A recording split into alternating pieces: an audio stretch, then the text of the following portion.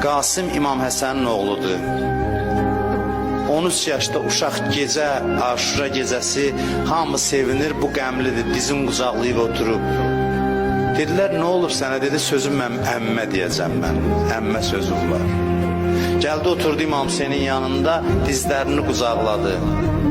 İmam deyir, gördü ki, o söz demək istəyir, ədəb imkan vermir. Baxdı ona, dedi ki, ay mənim qardaşımın balası, nəsə sözüm var deyəsən.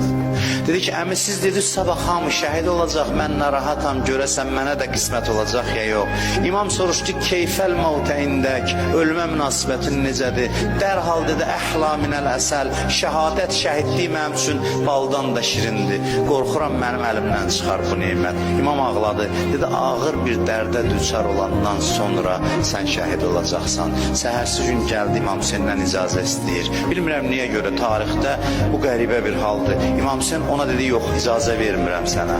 Deyirlər ki, dedi, icazə vermirəm. Düşdü, əllərindən öpdü.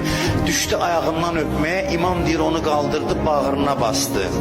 Uzaqlaşdılar, qaldılar. Bir müddət sonra bir cür vasitə ilə icazə aldı, İmamın əlindən çıxdı, icazə ilə getdi meydana. Düşmən yazır ki, 14 gecəlik ay kimi cavan oğlan gəldi meydana. Əyninə zireh tapılmamışdı.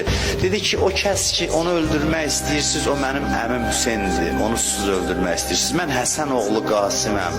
Danışdı, deyir, namərdlər hücum elədilər, çox şücaətlə vuruşdu, 100 nəfər mühasirəyə almışdı. Çağırdı ki, va əmma, ey əmim. Deyir ki, yazırlar ki, İmam Hüseyin işıq sürəti ilə özünü çatdırdı, toz qalxdı, gördü ki, zərbə vurublar Qasimə, düşmən qaçdı, Qasim İmam Hüseynin dizinin üstündə. Ayaqlarını deyir, yerə vurur, əmsini çağırır. İmam Hüseyin ağlaya-ağlaya dedi ki, mənim üçün çox çətindir, səni bu halda görüm, kömək eləyə bilməyim. Ayaqların qaldırıb vururdu. Elə o halda dünyadan getdi, ruhu bədənindən ayrıldı.